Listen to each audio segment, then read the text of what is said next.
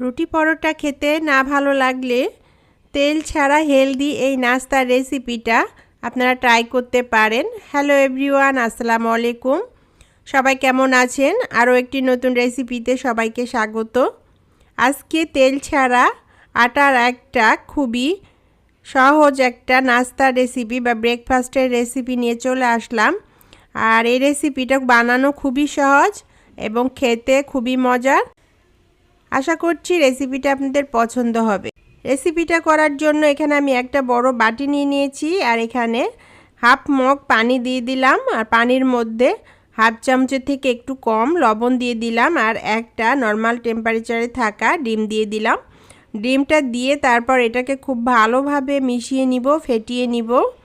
ফেটাতে ফেটাতে এটা এরকম একটা সাদা কালার হয়ে আসবে এবং একটু ফেনা ফেনা হয়ে আসবে। ঠিক তখনই আমি এখানে এক বাটি আটা দিয়ে দিলাম। আমি আটা দিয়ে করছি, চাইলে আপনারা কিন্তু ময়দা দিয়েও এই রেসিপিটা করে নিতে পারেন। তারপর এটা ভালো করে এটার সাথে মিশিয়ে দিব।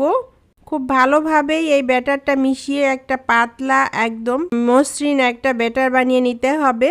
এখানে ঘন হয়েছে ব্যাটারটা, আমি আরও একটু পানি দিয়ে দিলাম, দিয়ে এটাকে আবার ফেটিয়ে নিব। মনে রাখতে হবে ব্যাটারটা অনেকটা পাতলা হবে। এখানে আমি হাফ চামচ বেকিং পাউডার দিয়ে দিলাম। তারপর বেকিং পাউডার দিয়ে আবার এটাকে ভালো করে মিশিয়ে নিলাম। খুব ভালোভাবেই মিশিয়ে নিতে হবে যেন বেকিং পাউডার হলো আটার ব্যাটারটা খুব ভালোভাবে মিশে যায়। মিশিয়ে নেওয়া হয়ে গেছে। তারপরও আমি হলো এই মগের 1 মগ পানি নিয়েছিলাম, সামান্য একটু পানি বাকি ছিল, সেই পানিটাও এখানে দিয়ে দিলাম, দিয়ে আবার এটাকে ফেটিয়ে নিলাম। তো এখানে 1 বাটি আটার জন্য আমার এরকম মগের 1 মগ পানি লেগেছে। তারপর এটাকে খুব ভালো করে ফেটিয়ে নিতে হবে। যতটা ভালো করে ফেটিয়ে নেবেন ততটাই এই নাস্তাটা ফ্লাফি হবে বা জালিদার হবে। দেখতেই পাচ্ছেন এরকম একটা পাতলা ব্যাটার আমি রেডি করে নিলাম। এখন এটাকে ভেজে নিব। তো চুলায় একটা প্যান বসিয়ে দিলাম আর সামান্য একটু তেল দিয়ে দিলাম। তেলটা একদম সামান্য দিতে হবে। আর এখানে আমি একটা টিস্যু পেপার নিয়ে এটা মুছে দিলাম। আপনার হাতের কাছে টিস্যু পেপার না থাকলে পাতলা একটা কাপড় দিয়েও এই কাজটা করে নিতে পারেন। ব্যাটারটা দেওয়ার আগে প্যানটা খুব ভালো মতো গরম করে নিতে হবে আর হলো চুলার আঁচটা একদম হাই হিটে দিয়ে রাখতে হবে।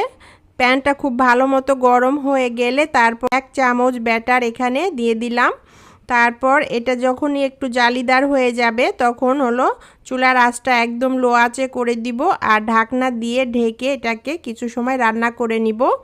কিছুক্ষণ পর ফিরে এসে দেখাচ্ছি, দেখুন নাস্তাটা হয়ে গেছে। 4-5 থেকে যখন এভাবে উঠে আসবে তখনই বুঝতে হবে নাস্তাটা একদম রেডি হয়ে গেছে। তো বন্ধুরা, এভাবে বানাতে বানাতে আমি আপনাদের সাথে কিছু কথা বলে নেই। আমার পেজে নতুন হলে ইউটিউব থেকে দেখলে একটা সাবস্ক্রাইব করে দিবেন, ফেসবুক থেকে দেখলে একটা ফলো দিয়ে দিবেন। যেসব বন্ধুরা আগে থেকে সাবস্ক্রাইব ফলো দিয়ে রেখেছেন তাদেরকে অসংখ্য ধন্যবাদ এভাবে সাপোর্ট করার জন্য।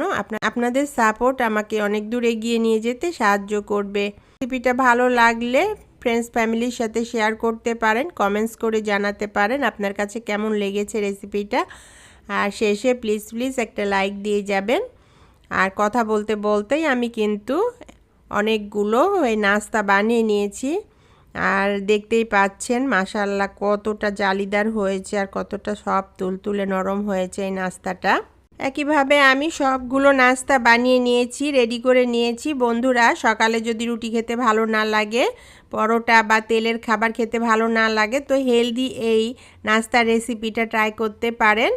এটা কিন্তু এমনি খেতে খুব ভালো লাগে। আবার যদি আপনি হলো গরুর মাংস ভুনা বা মুরগির মাংস ভুনা কিংবা ডিম পোচ কিংবা হলো মিষ্টি জাতীয় কোনো হালুয়া টালুয়ার সাথেও খেতে খুবই ভালো লাগে।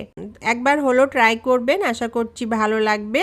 সবাই ভালো থাকবেন, সুস্থ থাকবেন। আবার দেখা হবে এরকমই নতুন কোনো রেসিপি কিংবা ভিডিওর সাথে। আল্লাহ হাফেজ।